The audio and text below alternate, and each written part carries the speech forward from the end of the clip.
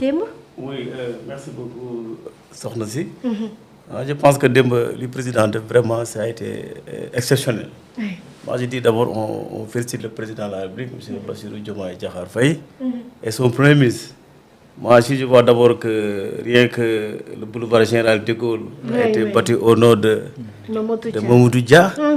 Bon, moi, je suis sorti de 2 écoles. Moi, je suis sorti de centre de formation judiciaire et en même temps de l'ENEA. Donc, vous voyez que ces 2 écoles ont été créées par Mamoudou Dia. Donc, fondamentalement, moi, je dis que cette personne-là, Mamoudou Dia, il mérite plus. Parce que la réalité, c'est que ce Sénégal-là, ce socle-là, comme l'a dit tout à l'heure Sanou, les institutions qui ont été bâties, c'est de très grands hommes qui l'ont bâti. Des hommes comme Mamoudou Dia, il a bâti le socle, donc, effectivement, de technicité du Sénégal. C'est pourquoi je magnifie donc véritablement le président Bassirou Diomaye et de montrer la grandeur de cet homme.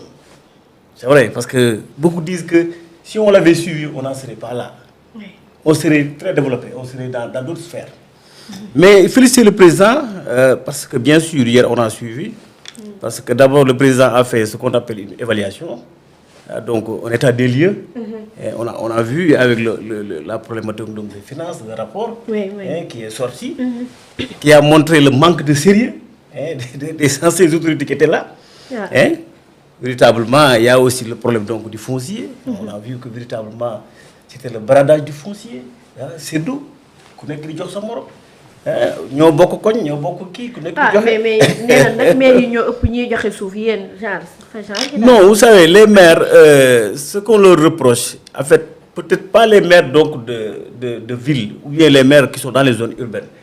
C'est les maires qui sont dans les zones rurales. Et là, c'est la loi qui leur donne ça. Mais quand un maire voit que, bon, les populations commencent à déborder, mais il est obligé de créer effectivement un lotissement. Moi, je ne vois que ça que les maires font. Je ne serai jamais d'accord qu'on me dise qu'un maire a droit à vendre un terrain. Non, nullement. Un maire n'a pas le droit de vendre quoi que ce soit. Non, nullement. Nous, parcelles, déjà, nous, on a des problèmes d'espace. Déjà, nous, on vient de faire l'état des lieux, effectivement, donc, de notre foncier. C'est moi, personnellement, qui fait le rapport. Que j'ai donné, effectivement. Ah non, nullement, je n'ai pas vu encore de problème. Il y a que quelques-uns qui viennent, bon, des prétentieux, qui veulent bien sûr prendre, effectivement, donc, un terrain. Mais en réalité, c'est des gens qui sont freinés toujours. Mais je dois dire que, en tout cas, c'est le président de la République, d'abord sur l'évaluation, donc l'état des lieux qu'il a fait avec le Premier ministre. Et il a fait aussi ce qu'on appelle les grandes orientations. Parce que aussi, il faut donner de grandes orientations. Qu'est-ce qu'il faut maintenant pour développer ce pays? Si je vois l'exemple, par exemple, des 1000 coopératives qui vont être créées. Agricoles. Ah oui. Mais ça, c'est une révolution. Il faut que les gens sachent que ça va être une révolution agricole. Bientôt, effectivement, ce qu'on est en train de dire là, le coût de la vie, tout ce qui s'ensuit là, bientôt on va l'oublier.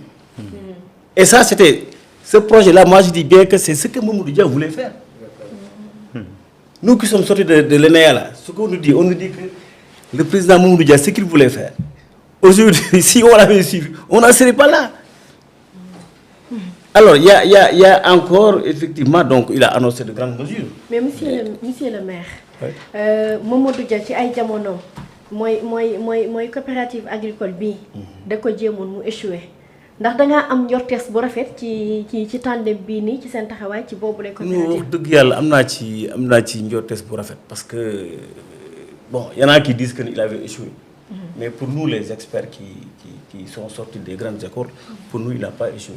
Ah bon? Ah oui, il y a eu des problèmes effectivement donc avec l'administration coloniale qui était là. On savait nous, on savait que c'était les experts africains qui étaient là contre les colons qui étaient là aussi, qui ne voulaient pas que nous on se développe. On sait que quelque part, il y a eu des bâtons qui ont été mis dans les roues. Ça aussi. Il y avait des colonisateurs blancs, les colonisateurs voilà. Les colonisateurs noirs qui empêchaient mon travail.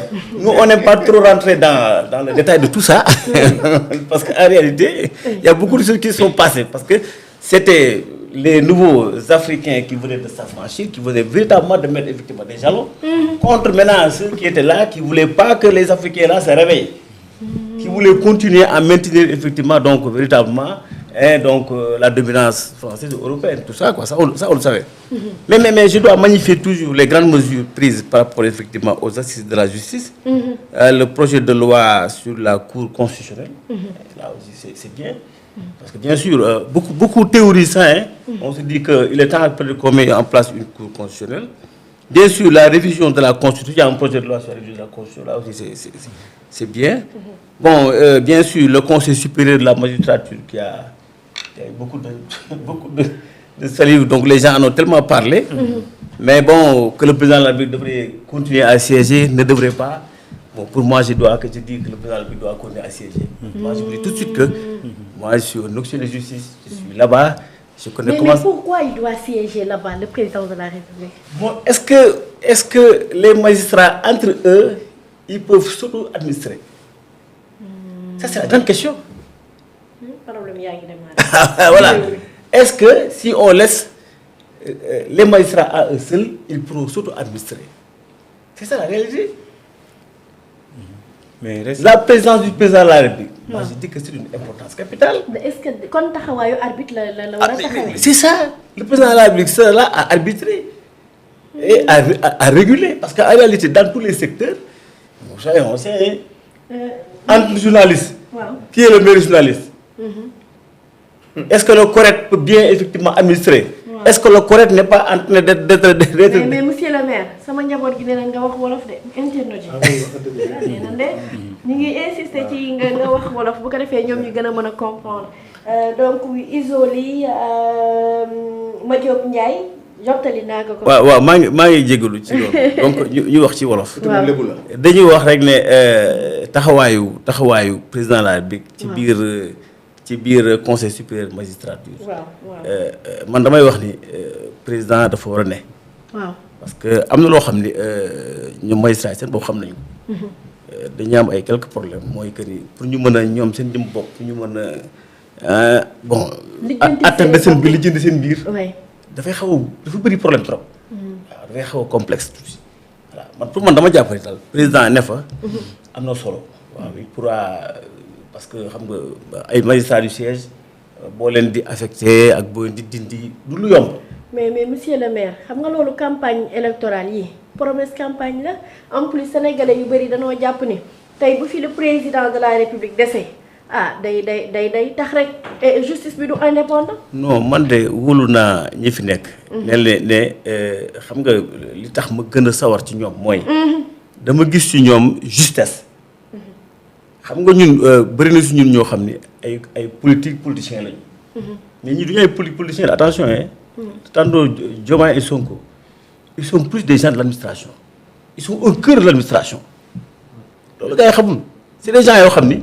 ils sont sortis dans une très grande école. attention c'est des gens qui sont de l'ENA. donc fii ku fi wax fii ñoo la gën a xam kuy administration. ils sont des gens de la hiérarchie A. Ils sont très très bien placés. Ils ne sont pas des politiciens. Soo ne Sonko ma ne xëy na Sonko tantôt mu def de la politique. léegi des politiciens la. mais je vous dis que au-delà d'être un politicien. c'est un très grand administrateur. c'est ça la réalité. et man damay wax ni toujours que ñun socialistes yi sax ñun dañuy gërëm suñu bopp parce que ñun l'université Gaston Berger mais c'est nous qui l'avons mis en place. c'est le président Abdou Diouf. Mais quand on a mis l'université Gaston Berger, nous on ne pensait pas qu'on avait mis de côté la bonne graine. Et c'est la réalité. Les gens qui sont de l'université Gaston Berger, mais c'est des gens qui sont excellents. Oui, ça c'est vrai. C'est le non, en vérité, il faut que nous sachions. Gis nga réew du ay affaire politique wala wax wala tànqal nit ñi moo ko yor da ngay jàng am xam-xam ñu def sa bopp bi dara mooy dëgg bi de donc pour man ces gens là moi je dis que man dama leen di naw ndax seen jub foo leen fekk ils sont dans des questions foo leen fekk ñu ngi ci jubal na nit ñi jaar ci yoon président Diomaye loolu lay wax toujours te Diomaye boo xoolee parcours am noonu la mës a mel nag boo demee centre des grandes entreprises fële domaine koo wax mu ne la doo ko gis doo ko dégg te day liggéeyam convenablement donc moi je magnifie bien sûr les mesures donc de révision qui sont en train de faire parce que c'est important. Le juge de la liberté. Aujourd'hui tout le monde sait que les mandats de dépôt étaient automatiques. Mais ça on sait que c'est avec l'ancien régime. C'est pourquoi moi on a l'impression que nous les Sénégalais on est amnésiques. Ce qui s'est passé avec l'ancien régime, nous les juristes on était complètement morts.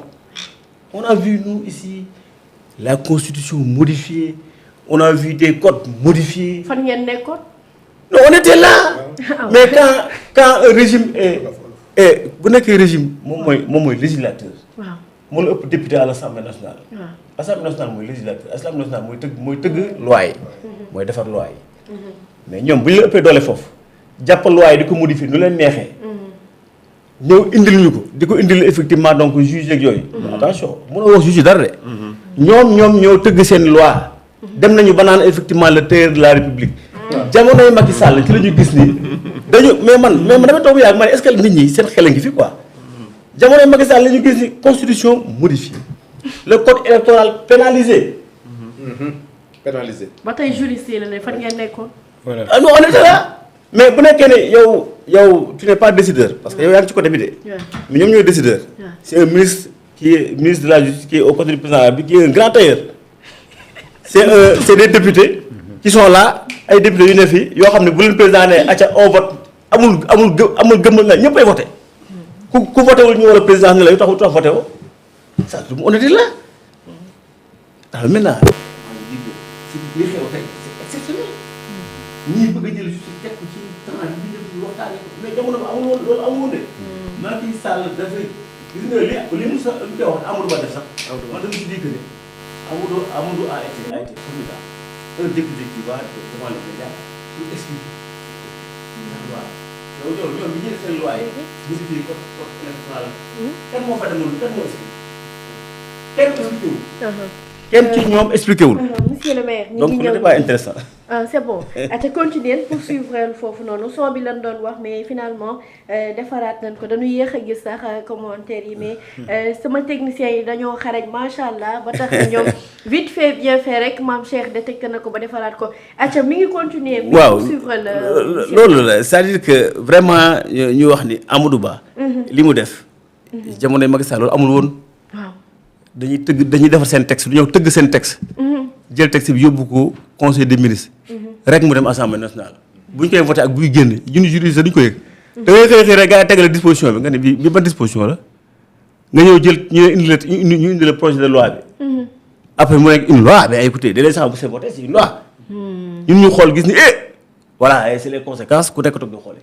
ba du nekk loi buy créer désordre. désordre. Ils ont créé ce qu'on appelle un désordre institutionnel. Tu sais, quand j'ai rencontré un de mes Ablaye Tall, avocat, donc Ablaye, je m'ai dit que le triangle de Bermude. Les juristes qui étaient là-bas, ils s'appelaient triangle de Bermude. Moi, arrestation, mandat de dépôt, prison. Est-ce que c'est ça? C'est l'homme de justice.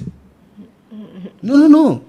Bu ñu fàttali que les Sonko et autres là qui sont sortis de l'ENA de l'ENA dafa am benn branche spéciale où ils apprennent du droit.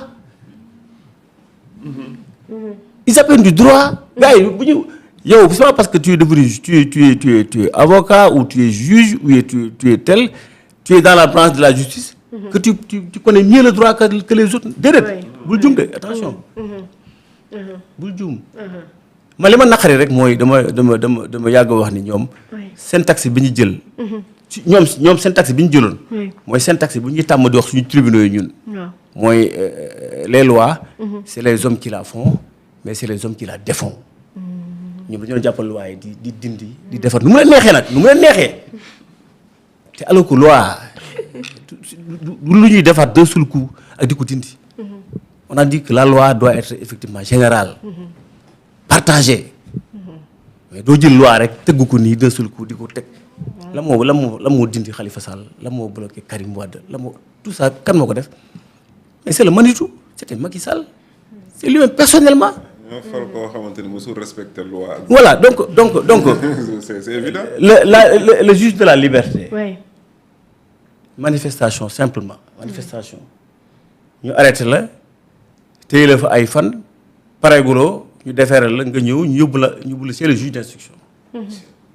mais xam nga ñun ñii nekk foofu nous ne sommes pas des juristes, nous sommes des acteurs de justice. parce que ñu ngi foofu.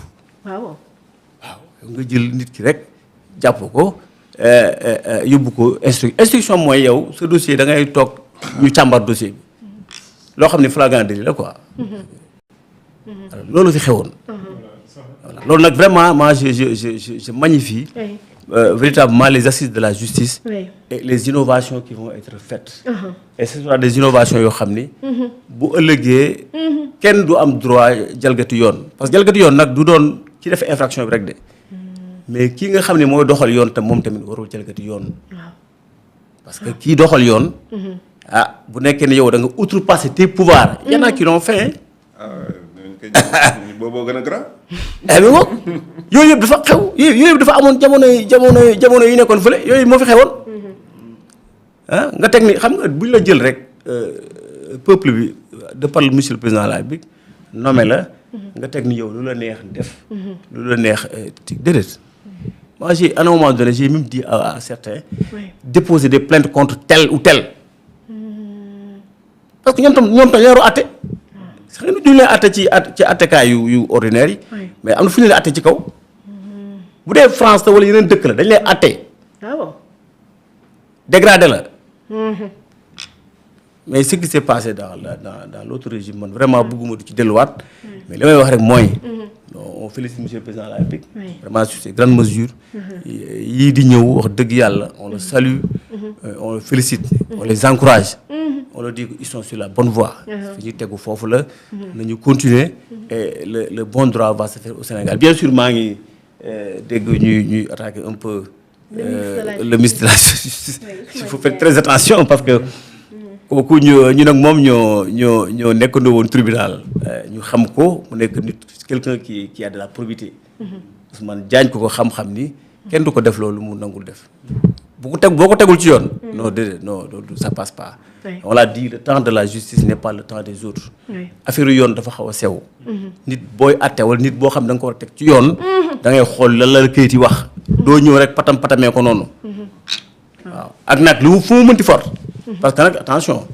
juge bi moom du moom yoon moo ko ne yow doo parparloo moom farul fii farul faa moom day xool li ko yoon wax selon son intime conviction loolu mooy affaire bi donc vraiment di wax rek suñu yenn sénégalais yi nañu ànd ak dal tuuti xam ni lii war a xew ak lii war a am dina am soobee yàlla li nga xam ni par exemple ñi war a topp te ñu war leen a topp ñu war a delloo xaalis bu ñu jël wala ñi war a topp ñi nga xam ne dañuy def ay bradage foncier ah non la justice fera son travail. mais nag ñiy jël ba xam ne li leen war a topp duñ fi xaar ñu leen fay fekk de dañuy daw avant ñu leen di woote. waaw mais xam nga yoon dafa ne yoon dafa ne yaa am na lu ñuy wax ce qu'on appelle des mesures conservatoires. nit mënoo rëcc de. non c'est pourquoi su ma gisee. conservatoire mooy lan. waaw mesure. bien yi mu fi am. donc ñu bañ ko dilapider quoi.